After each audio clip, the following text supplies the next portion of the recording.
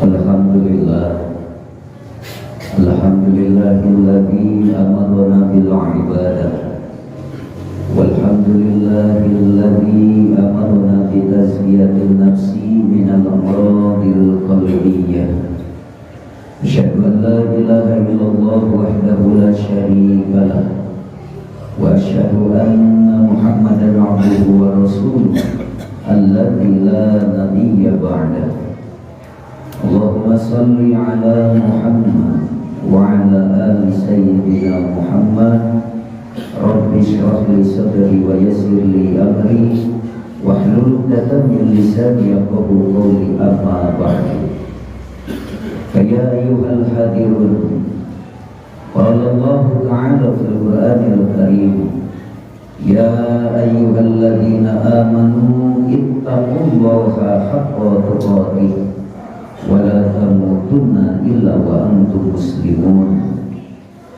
Wa qala aidan fi ayatin ukhra, ya ayyuhalladzina amanu ittaqullaha wa qulu qawlan sadida yuslih lakum a'malakum wa yaghfir lakum dzunubakum wa may yuti'illahi wa rasulahu faqad faza fawzan 'azima.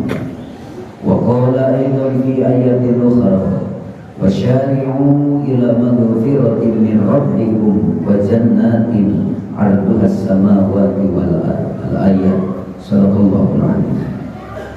Hadirin sidang Jumat yang dirahmati oleh Allah Subhanahu wa ta'ala, tak bosan-bosannya saya selaku khatib dan mungkin semua khatib di awal khutbah tentunya, marilah kita untuk saling mengingatkan, marilah kita tingkatkan ketakwaan kita di hadapan Allah Subhanahu wa ta'ala, karena takwa merupakan satu-satunya jalan untuk menggapai apapun yang kita inginkan, dengan senantiasa menyandarkan diri di hadapan Allah Subhanahu wa ta'ala.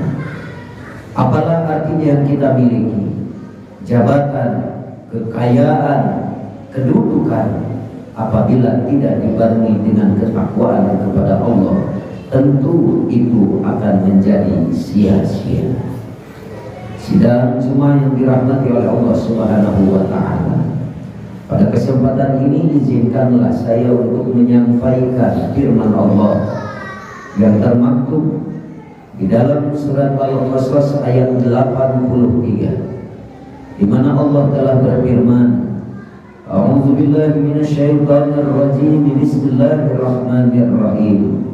Tilkad darul akhirah naj'aluha lil ladzina la yuriduna 'uluwan fil ardi wala fasada wal 'aqibatu lil muttaqin. Yang artinya kurang lebih adalah tilkad darul akhirah, kehidupan akhirat yang nyata, dalam artian yang penuh dengan kenikmatan, yang artian adalah surganya Allah Subhanahu wa ta'ala. Allah berfirman, naj'aluha lil ladzina la yuriduna 'uluwan, bahwa surganya Allah itu diciptakan oleh Allah untuk orang-orang yang tidak menginginkan dalam hatinya ada kesombongan. Disediakan oleh Allah untuk orang-orang yang di dalam hatinya dijauhkan dari rasa takabur fil ardi, ketika dia hidup di dunia ini, wala fasada, dan tidak pernah berbuat kerusakan, wal 'aqibatu lil muttaqin, sesungguhnya pahala-pahala Allah itu disiapkan oleh Allah, diperuntukkan oleh Allah khusus bagi mereka orang-orang yang bertakwa. Hadirin yang dirahmati oleh Allah Subhanahu wa ta'ala, pada kesempatan ini marilah kita untuk saling merenungi diri kita, bahwa dalam kehidupan sehari-hari kita seolah-olah tidak bisa lepas dari adanya rasa takabur, ingin menyombongkan diri, memiliki harta yang lebih, seolah-olah lebih bangga, lebih hebat daripada yang lain.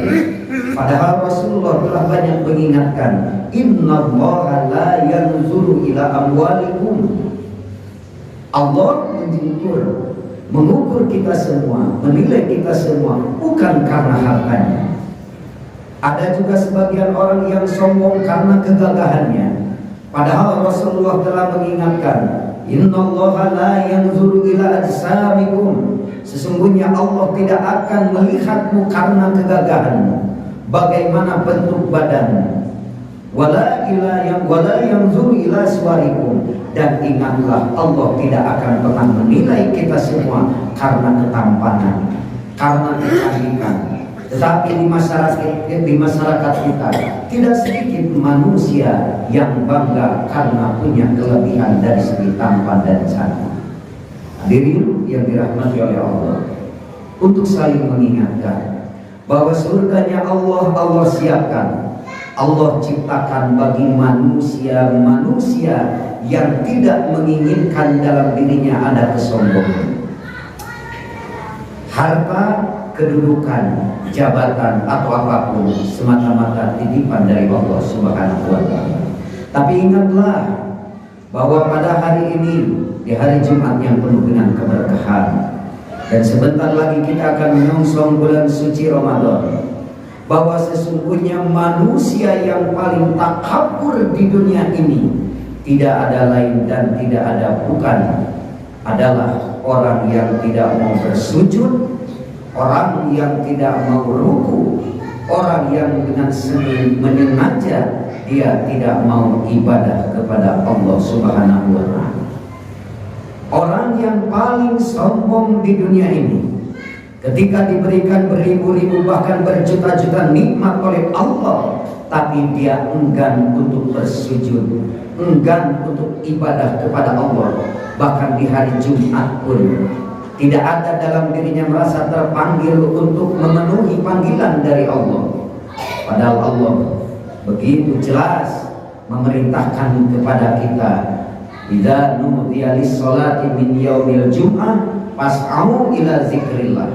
Jikalau engkau dipanggil pada hari Jumat untuk menunaikan sholat ibadah Jumat, maka bersegeralah untuk berzikir kepada Allah Subhanahu wa Ta'ala. Hadirin yang dirahmati oleh Allah Subhanahu wa Ta'ala, bahwa sesungguhnya bulan suci Ramadan tidak terasa lagi.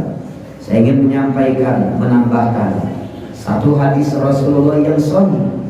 Di antaranya ketika baginda Rasulullah hendak naik ke mimbar, dengan secara tiba-tiba Rasulullah mengucapkan amin, padahal tidak terdengar ada satu orang pun yang berdoa ketika itu.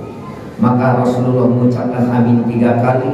Setelah selesai, sahabat bertanya, ya Rasulullah, kami mendengar engkau mengucapkan amin 3 kali, sedangkan kami tidak mendengar dan melihat ada orang yang berdoa.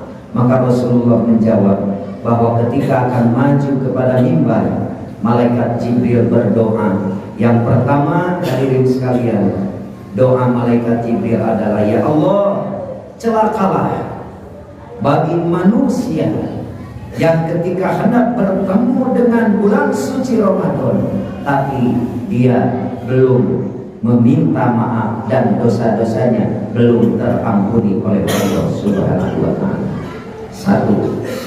Satu saja yang ingin saya sampaikan yang ada hubungannya dengan bulan suci Ramadan. Yang berdoa malaikat Jibril, yang mengaminkan baginda Rasulullah Sallallahu Alaihi Wasallam, yakin akan mendapatkan ijabah dari Allah. Doa malaikat Jibril, celakalah bagi manusia yang ketika berhadapan menyongsong atau bahkan berada di bulan suci Ramadan, tapi dosa-dosanya belum terampuni. Maka alangkah indahnya apabila kita sebelum memasuki bulan suci Ramadan banyak-banyaklah membacakan istighfar, memohon ampunan kepada Allah, karena Allah adalah begitu maha pengampun, dan memohon maaf, memohon dimaklumi, meminta maaf kepada istri, kedua orang tua, kepada anak dan kepada keluarga kita. Insya Allah kita akan menggapai derajat takwa yang merupakan kunci daripada dijabahnya segala keinginan dan harapan kita.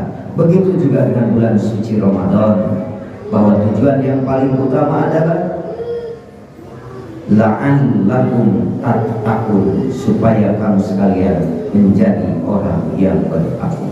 Barakallahu li wa lakum bil Qur'anil azim.